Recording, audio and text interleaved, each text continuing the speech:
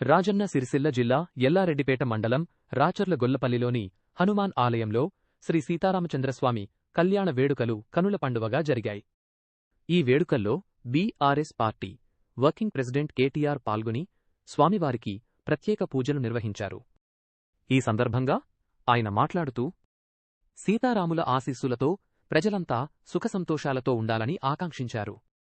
ఆలయ అర్చకులు కేటీఆర్కు తీర్థప్రసాదాలు అందించి వేద మంత్రోచ్చారణలతో ఆశీర్వచనం పలికారు.